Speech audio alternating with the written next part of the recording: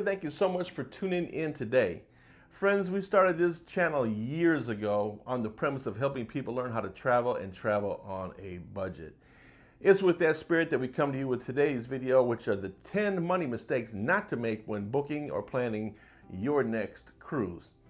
And if you find videos like this helpful, please make sure you subscribe to the channel, hit that notification bell so you know when we upload videos or go live. Thank you so much for your love and support. Now let's jump into it. Number 10 is make sure you bring your own toiletries with you. And this is kind of twofold for you. You don't want to spend the extra money. You're going to spend a lot more money for a product on board the ship, and they may not have what you like. We tend to find that Target is the best place for us to go before we go on our cruise because they have a ton of travel toiletry section that's really great for if you're going on your cruise. You know, and then other things like I need a leave if I happen to get a headache or something like that. It's like nothing else works. So you want to make sure that you have the brands with you that you know work best for you. And we always make sure that we bring like some sinus cold medicine with us as well. Because we find a lot of times, especially in the summertime, if you're going in between the hot and the cold, the hot and the cold all day long with the cruise ship, that you may develop a sinus infection or something like that. So just something to consider when you're going on your next cruise. Make sure that you pack the brands, the amount that you want for your cruise so you don't have to spend unnecessary money or use a brand that you don't like. Number 9 is to book your flights the day before the cruise. This is something that we preach to our clients all the time. If you are flying in for your cruise, or even if you're driving down for a cruise, please make sure that you arrive a day before. You know you're going to have to spend that money to come down to the port anyway. What is a few extra dollars for a hotel overnight? And I'm telling you, there's nothing worse, because we just had it happen to a client not too long ago. There's nothing worse than having to miss your cruise ship because of a delayed flight. It is just the worst thing ever. So please make sure you book that trip the day before, because you never know what can happen with snow weather. In the summer, it could be hurricanes or rainstorms or just mechanical things with the planes. You just never know what can happen. And on top of that, I'm telling you, it's the best thing ever when you spend the night at the port and then you get up and you just stroll on over to the cruise ship. You'll find that your experience is so much better than flying in day of and you're all hectic and frantic from the hustle and bustle of the airport, and then trying to get on the hustle and bustle of the cruise ship. If you stay the night before, you will be so nice, calm, cool, and relaxed going on there, and you can start enjoying your trip even better. Number 8 is booking your dining and your spa packages ahead of time. So if you go on your app or you go onto the website for the cruise line, you will often find if you book ahead of time that you can get a discount of 30% if you book ahead of time. Now with the dining, you even save even more if you book multiple days. If you do like a 2-day, 3-day package, sometimes they have the whole cruise package where you can book special dining for the whole trip that you're on there. So the more you book, the lower the price is for you. So if you book that, you'll save the money. You get the time slot that you want if you do it ahead of time. Now the spa is a little bit trickier. You can book ahead of time to save the money. And I think the bigger draw there is that you'll get the time frame that you want a little bit better if you book it ahead of time. Because when you get on the cruise, a lot of times you can find good spa deals on the cruise for slots that haven't been booked up yet. But a lot of times you'll find that those slots are really late at night, or they'll be in the port days when you want to really be off the ship and going to do things. So just keep that in mind. But usually the rule of thumb is to book it ahead of time at home, get the slot that you want, and save the money. Number 7 is to make sure that all your appliances are on airplane mode before that ship leaves the port. And I say all because a lot of times you have other electronics with you besides just your cell phone. You may have a second cell phone with you, a work cell phone. You may have your tablet with you that has a cellular plan. So you want to make sure before you leave that port, make sure all that stuff is on airplane mode, because you could come back to a horrendous bill. We have heard of some nightmares, and you do not want to come back to that or try to have to fight that. It's just best put on airplane mode and be done with it. You don't want those phone calls anyway. All right, number 6, this is a biggie, the drink package.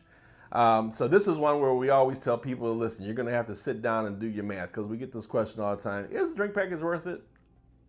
To me, no. To you, it may be. So it's a personalized question which you're going to have to do some math on. With these drink packages, being $80 to $90 per person per day, you need to do the math on that. So you're looking $500-600 for a week vacation per person. You need to stop and ask yourself, am I going to spend that much money? Am I going to spend $85 a day on drinks? So you know what you do. I mean, if you're a 2-beer person, or you're a glass of wine person after dinner, then that drink package is probably not for you. You will probably come out a lot cheaper waiting to do it when you get on board the cruise ship and just do an a la carte. But it's something that you need to stop and take some inventory of before you get on that cruise ship to know if the drink package is the right thing for you.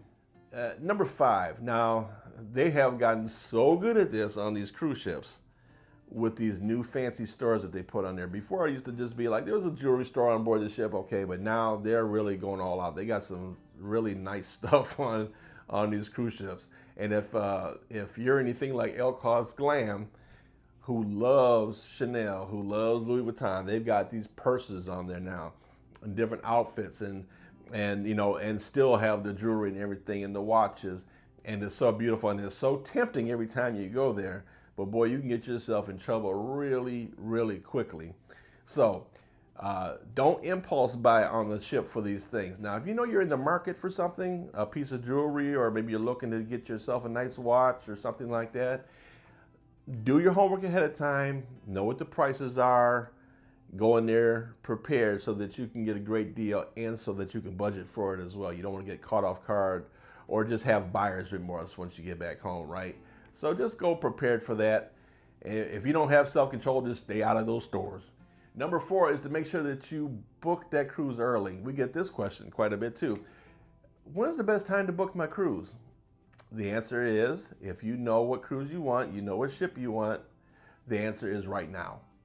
And I say that because you get the ship that you want, you get the itinerary that you want, you can get the cabin that you want, and the price can be adjusted. 99% of the time, they can be price matched. So if there's a price drop down the road, you can take advantage of it and get a lower price. So that's a beautiful thing. So the answer is to book that trip now. If you know you want it, book it now. That way you have time to plan for it. You have time to space out your payments on there. And if there is a price drop down along the way, oh, that's excellent. That's even better, right? So just keep that in mind. But you have to keep something else in mind too. Sometimes you book these cruises with a good offer on there, like you may get a price with $100 onboard credit. 6 months goes down the road, they have a Black Friday sale, and they have a price that's $300 or $400 less than what you're paying now, but it does not come with onboard credit. So a lot of times, we see this happen all the time, is we'll reprice something, get a lower price, but you may lose your onboard credits as a result of that. So just keep it in mind, but I say most of the time, most people would rather save the money than to hold on to some onboard credit. Number 3 is to bring cash with you on board the cruise. So bring different denominations, bring some 20s, 10s, 5s, singles, and just bring, enough of them to spread the love. So personally, when we go out on ports, we might bring $100, $200 with us at most, different denominations, depending on what we're doing. And we use those cash to, tip the cabbies, or, tip somebody if we go to a restaurant, something like that. I bring like 2 credit cards with me in case one doesn't work. I have a backup so that we have, a little bit of spending money in the port should we want something or do something that we haven't already planned for. It's good to have the cash on hand too, to be able to tip the people on board the ship.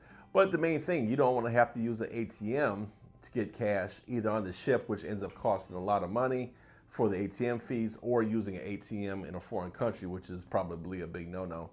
But I will say this, a trick that I've heard, and I have not personally tried this, but I have heard that it can be done, is you go to the casino, you can put, a couple $100 on the slot machine onto your account, which is tied to your credit card or debit card, and then hit cash out, take the slip to the desk, and then they give you cash. So I heard that can be done as well. Makes sense to me. I haven't tried it, but that does make sense to me. So just keep that in mind. I think it's best just to bring some denominations with you from home and be done with it. Number 2 is to book that cruise on board. So if you know you like cruising, you know you're going to cruise again, go to the Future Cruise desk down there and book another cruise. Even if you don't know what you want to do, where you want to go, that's fine. You can usually book on most cruise lines. They have a placeholder cruise, And that's good for a couple of years most of the time. So you put like $200 down or $100 per person. It holds a spot for you. You can get back home, figure out what your vacation days are with work, what works best. Call your travel planner and say, hey, listen, I have this future cruise voucher and I want to book this ship, this date here. And then they'll go to putting that booking together for you. So it's really nice. Usually comes with additional onboard credits and things like that. It ties right back to your travel planner if you've used one. And if your travel planner is anything like us, if you book a cruise with us and you go on that cruise and book another cruise while you're on there, not only you get the perks from the cruise line, we also give you additional perks to go along with it for booking on board the ship. So that's a great deal. And we have that as well as other travel advisors, I'm sure. So it's a good way to save money and get what you want. Again, your booking is in the spirit of booking early, because then you have time to budget out your money, plan what you want. If the price goes down, you can take advantage of that. So it's a lot of advantages to booking it early and booking on board.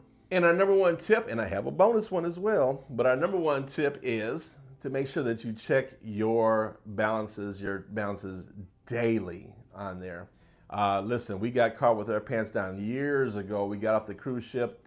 We couldn't get off. When we went to check out, and they said, you've got a $500 bill due. And I'm like, no, I do not. And come to find out, somebody put a $500 drink tab on our bill. And we had to sit on board the ship until they went through the cameras and brought the staff up and figured out that, yeah, somebody stole our cabin number or put the drinks on our cabin without showing an ID. Sadly, this practice still happens. We've just recently been on a cruise where I got something to drink and the guy says cabin number. Didn't ask to see my card or anything. So this is still happening. So I think this is something that the cruise lines really need to work at. I know it's an extra step for everybody, and especially when it's a busy time, but you really have to make sure that they're checking people's cards. Because I'm saying cabin number, and somebody nefarious is behind here, and they hear what cabin I'm in, or even if they're just walking around just willy-nilly picking cabin numbers to put the drinks on and testing to see which worker is going to give them the drinks, just not a good look. So checking your bill daily, you can do it on your app, you can usually do it on the TV in the cabin. Just make sure nothing crazy is on there, and that way you don't get surprised.